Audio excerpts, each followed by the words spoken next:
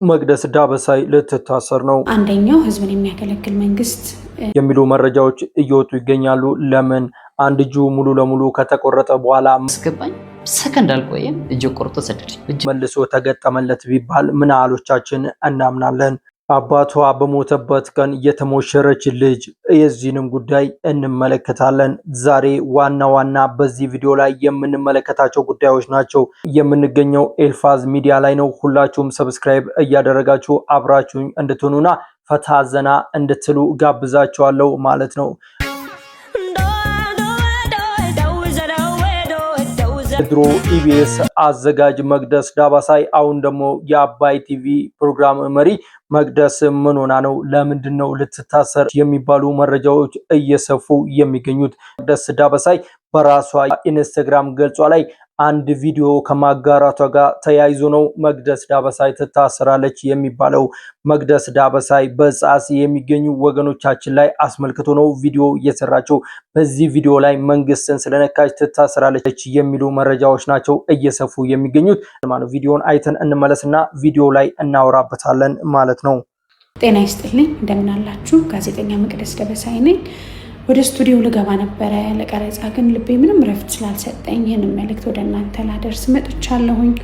በሀገራችን በትግራይ እንዲሁም በተለያዩ አካባቢዎች የድርቅ፣ የረሃብ፣ የቸነፈር ጊዜያቶች መጥተውብናል። ፈጣሪ አምላካችን በየእምነታችን ፊቱን መልሶ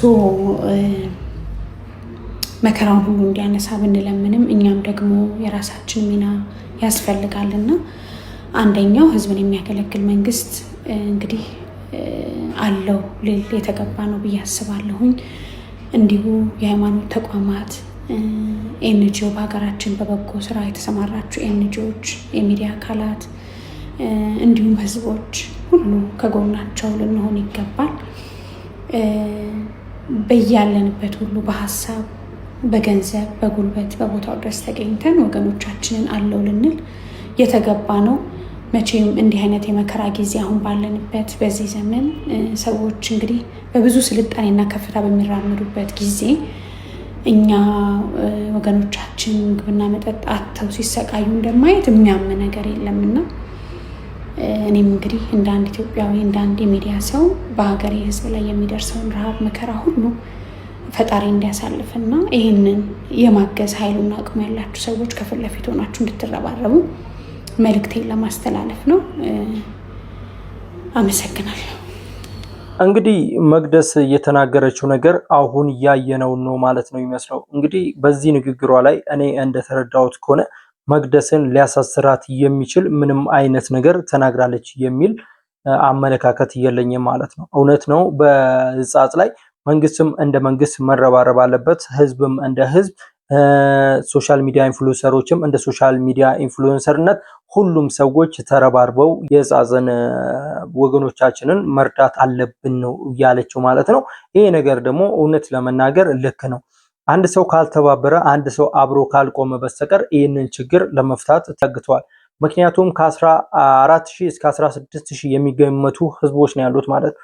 ይሄ ደግሞ እንደ ሀገር ነው ችግር የመጣብን። አብረን ተጋፍጠን ይህንን ችግር አብረን ማለፍ ካልቻልን ይሄ ጊዜ በጣም ከባድ ነው የሚሆነው ማለት ነው። መንግስትም እንደ መንግስት ኃላፊነቱን መቀበል አለበት የሚል አመለካከት ነው ማለት ነው ያለኝ።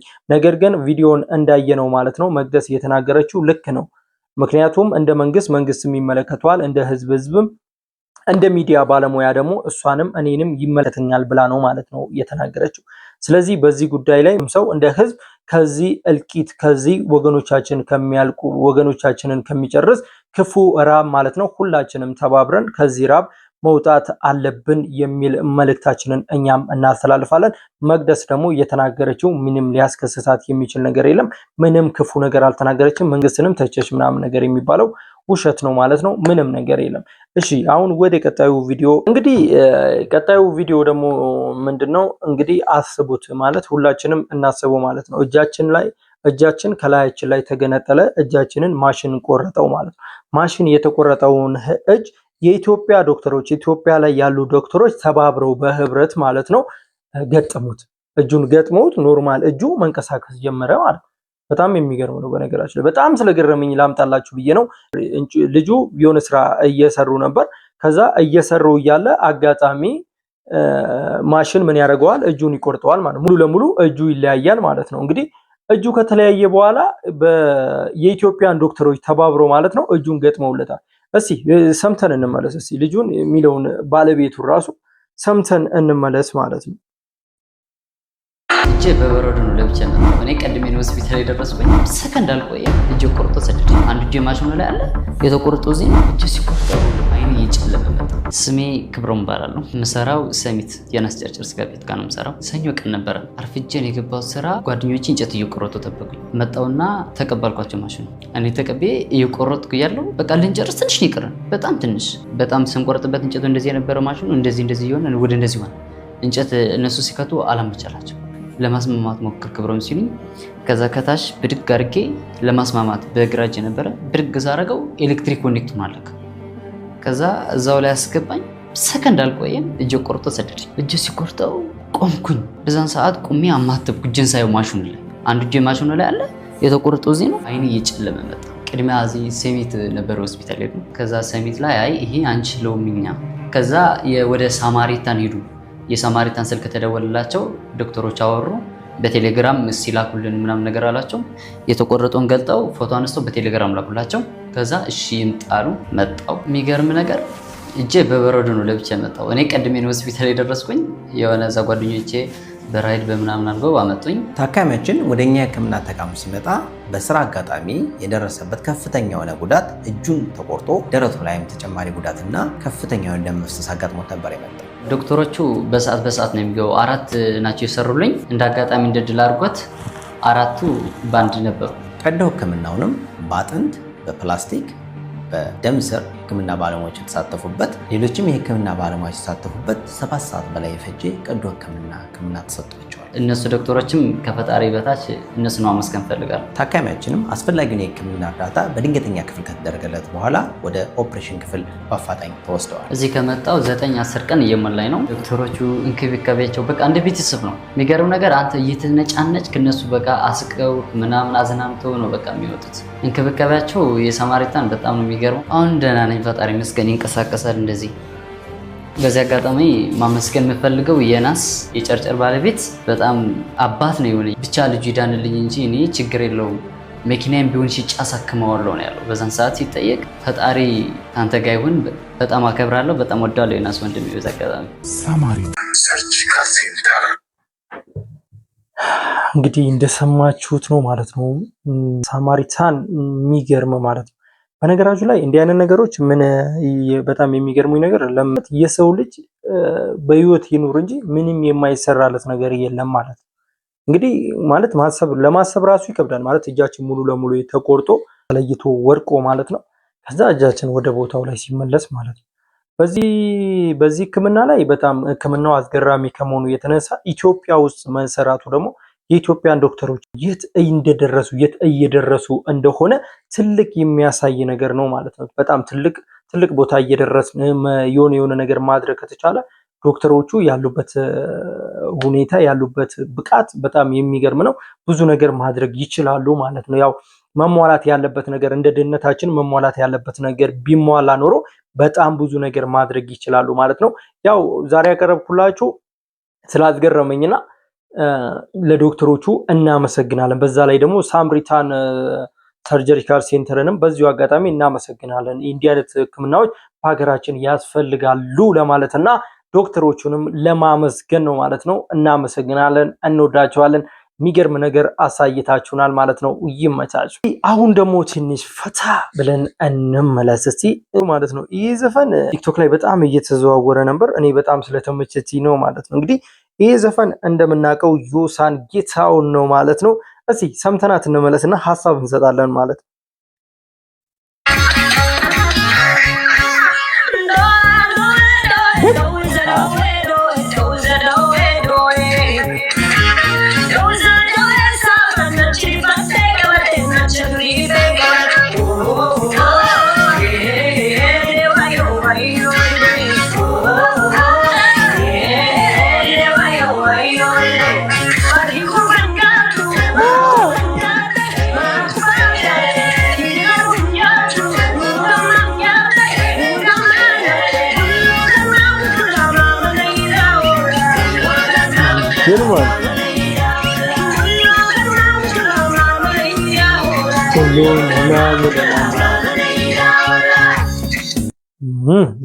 የምር ተበልጠናል።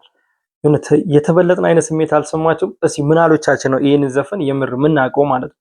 ሁለተኛ ነገር ደግሞ በዚህ ዘፈን ላይ በጣም የገረመኝ ነገር የሆሳን ጌታውን ዘፈን ነው ማለት ነው። ቡሎ የሚለው ዘፈን ነው ማለት ነው። እንግዲህ ምን አለ ረግጣ እንደምትለው በጣም ረግጣ ነው የምትለው ማለት ነው። ምናሎቻችንን ይሄንን ዘፈን የምር ምናውቀው ማለት ነው ወይ ደግሞ የሞከረው እቺ የምትገርም ሰው ነች ማለት የምትሞክራቸው ዘፈኖች በሙሉ በጣም ነው የሚያስገርሙት። ትግርኛዎቹ በጣም ያስገርማሉ። በሚቀጥለው ቪዲዮ ላይ ጋብዛቸዋለሁ ማለት ነው። እንግዲህ በጣም ስለተመቸችኝና የሀገራችንን ሙዚቃ በዚህ ልክ ለማስተዋወቋ እጅግ በጣም ይበልና ይሁን የምንለውና በጣም እናመሰግናለን ማለት አለብን ማለት ነው። እንግዲህ በዚህ ላይ የተሰማችሁን ሐሳብ ኮሜንት ላይ አስቀምጡልኝ። ተመቸቻችሁ ወይስ አልተመቸቻችሁም? እስኪ ሐሳባችሁን ኮሜንት ላይ። በዚሁ አጋጣሚ ኤልፋዝ ሚዲያ ነው አዳዲስ ጉዳዮችን ይዤላችሁ እመጣለሁ ማለት ነው። ሰብስክራይብ እያደረጋችሁ ቤተሰብ ሆኑ። አሁን ደግሞ ወደ ሶስተኛው ቪዲዮአችን እንሄዳለን ማለት ነው።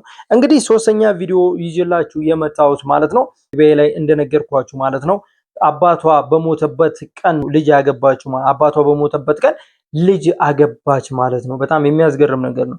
እንዴት አባቷ በሞተበት ቀን ልጅ ታገባለች? ይሄ በጣም ጥያቄ የሚፈጥር ነገር ነው። ነገር ግን እውነት ነው ማለት ነው። አግብታለች ማለት ነው።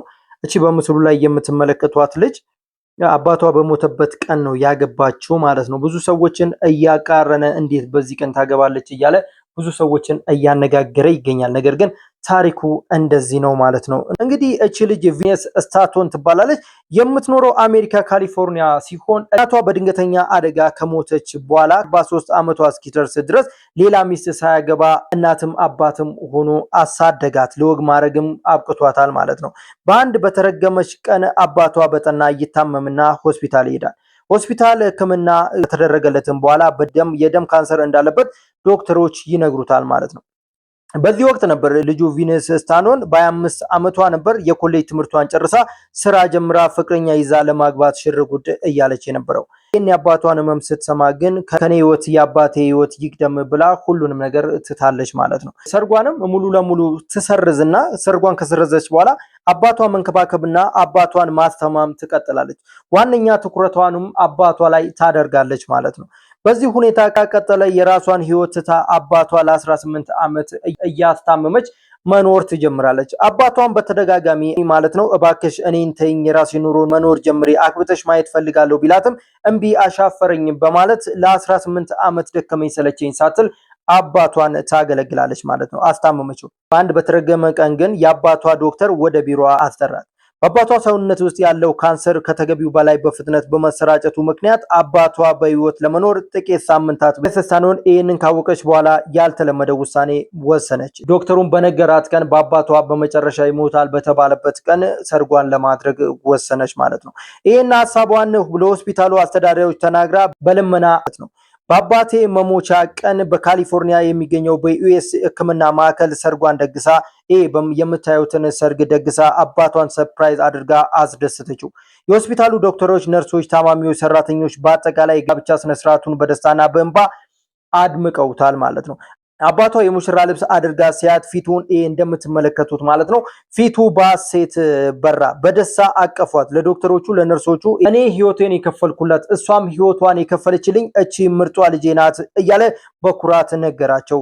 ሰርጉ ከተካሄደ ከ5 ሰዓት በኋላ ግን አባቷ ከዚህ ዓለም በሞት ተለየ ማለት ነው። ጋዜጠኛው ከዛ ቪነስ ስታቶንን ይህ ሐሳብ እንደመጣልሽ ብሎ ጠየቃት ማለት ነው። አባቴ ከምንም በላይ እኔ አግብቼ ማየት ይፈልግ ነበር። በተደጋጋሚ እድሜሽን ያቃጠልኩት እኔ ነኝ፣ ለዚህ ይቅርበኝ እያለ ሁሌ ያለቅስ ነበር። ዶክተሩ አባቴ በህይወት ለመቆየት የሳምንት እድሜ ብቻ እንደቀረው ከነገረኝ በኋላ አባቴ ከዘላለም ጭንቀትና ጸጸቱ ገላግለዋለሁ አግብቼ ብዬ ተመኘው። የኔን ደስታ አይቶ ተደስቶ እንዲሞት አድርገው ብዬ አደረግኩት በማለት ምላሿም የሰጠች ሲሆን እዚህ ሁሉ ነገር ይህንን ትልቅ ነገር የሚወስደው ባሌ ነው ትላለች። ምክንያቱም ደግሞ ባሌ ተስፋ ሳይቆርጥ እኔም በተስፋ 18 ዓመት ሙሉ በተስፋና በደስታ ሲጠብቀኝ የነበረው ትልቁን ምስጋና የሚወስደው ባሌ ነው። ባሌን በጣም ነው የምወደው፣ ባሌን በጣም ነው የማመሰግነው ብላ መልእክቷን አስተላልፋለች ማለት ነው። እንግዲህ ከዚህ ላይ ብዙ ትምህርት እንወስዳለን። ብዙ ሰዎች አባቶቻችን ለኛ ሲል የደከሙት ልፋት አለ። አባቶቻችን ለኛ ሲል ያለ እናትንም ቦታ ወርደው ያሳደጉናል። ልጅቷ ለአባቷ 18 ዓመት ከኖረች በኋላ አባቷ እንዳይደብረው አባቷ በህይወቱ እንዳይማረር አባቷ ሁሌ እኔ ነኝ እንዲያደረኳት ብሎ እንዳይሳቀቅ በዛ ቀን ምን አደረገች? ልጅም አገባችው ማለት ነው። ይሄ ነገር በጣም ብዙ ሰዎችን ያስተምራል፣ በጣም ብዙ ሰዎችን ደግሞ ይመክራል። ብዙ ነገርም ውስጡ አለ ማለት ነው። የዛሬው ፕሮግራማችን ይህንን ይመስላል። ኤልፋዝ ሚዲያን ሰብስክራይብ እያደረጋችሁ ከዚህ የተሻለ ቪዲዮዎችን ሁሌ እንድጠብቁ በአክብሮት ጋብዛችኋለሁ። ምን ይጨመር ምን ይቀነስ፣ ያልተመቻችሁ ነገር ካለ ሐሳባችሁን አስቀምጡልኝ። ምን አይነት ቪዲዮ ላይ ይሰራላችሁ ይሄንንም ንገሩኝ ማለት ነው። በሌላ ቪዲዮ እስክንገናኝ ድረስ ሰብስክራይብ እያደረጋችሁ ቤተሰብ ሁኑ። ሁላችሁንም በጣም ነው የምወዳችሁ፣ በጣም ነው የማከብራችሁ። ይመቻል።